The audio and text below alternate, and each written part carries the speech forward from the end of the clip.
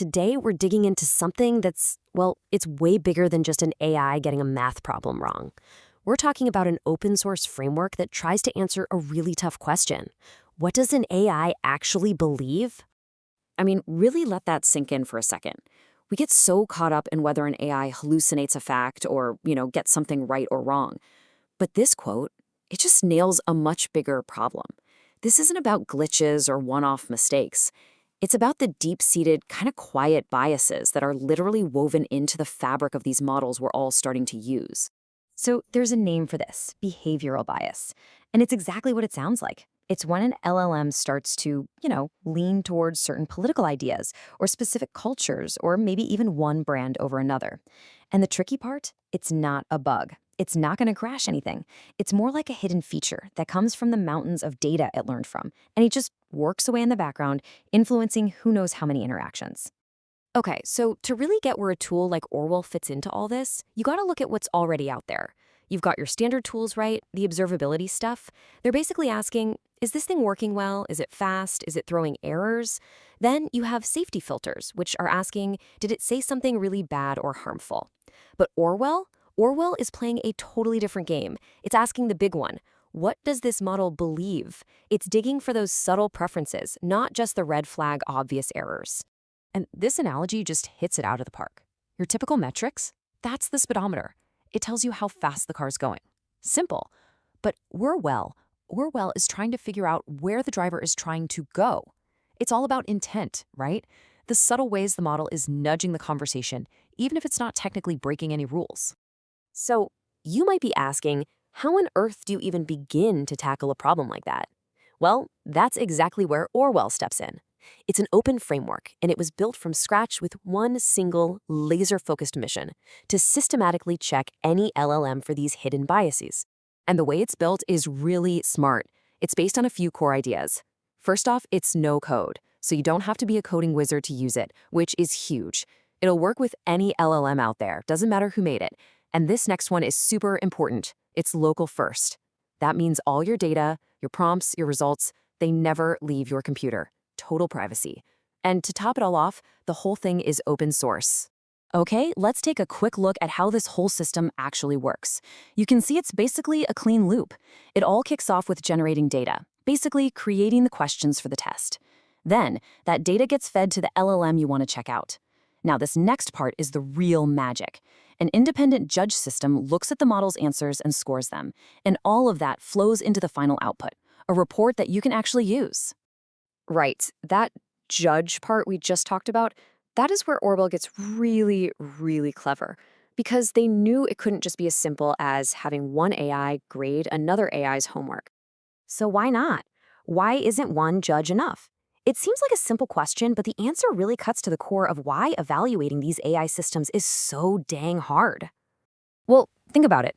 If you use a single AI to be the judge, you're just swapping one problem for another. That judge has its own biases, its own opinions. You're not solving anything, you're just trading black boxes. So Orwell's answer to this is pretty brilliant. It's called the judge bench. So instead of one judge, the judge bench lets you bring in a whole panel of different models to do the scoring. And you get a few different ways to run it.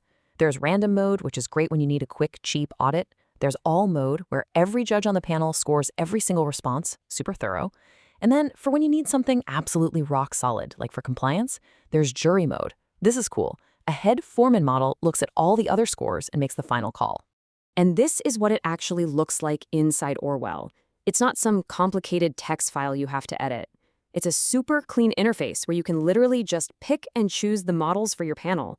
You can see right here, someone's already set up a jury panel and a random one, all ready to go. But here's the thing. Orwell isn't just about running the same old tests on every model. No, its real strength is how flexible it is.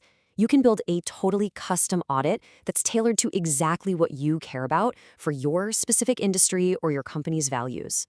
And to get you up and running quickly, it comes with these pre-built schemas for really common issues. Things like, does the model prefer one brand over another? Or how does it handle different cultural values? Or is it politically neutral? These are awesome starting points to just get a baseline read on your model. But this is where it gets incredibly powerful. You can create your very own custom test for bias completely from scratch. You just give it a name, let's say hiring equity. Then you tell it what a good answer looks like and what a bad answer looks like. From there, Orwell's own AI will generate hundreds of test questions for you. You just give them a quick look over, approve them, and boom, you're running a totally custom audit. It's a complete, no-code way to build a test for exactly what you need. Okay, so the tests have been run, the judges have scored everything. What happens next? Well, you get to the most important part of the whole process, the report. This is where all that number crunching gets turned into something clear, something your team can actually use to make decisions. And here's what it looks like. This is not some massive, confusing spreadsheet. It's a really well-structured report that's made for everyone, whether you're a data scientist or the CEO. Right at the top, you get the bottom line, an overall risk score, the most important numbers, and even an executive summary written by an AI to tell you what it all means. And if you dig in, it's all there. The report lays out exactly how the test was run, which model you tested, which judges you used, everything. It gives you a breakdown for every single bias you tested for, complete with risk scores. It even shows you the specific responses that got flagged, so you have the actual proof. And it wraps up with that AI summary we mentioned, plus real, concrete steps you can take to fix the problems it found. So when you step back and look at the big picture, you realize Orwell is trying to be more than just another tool.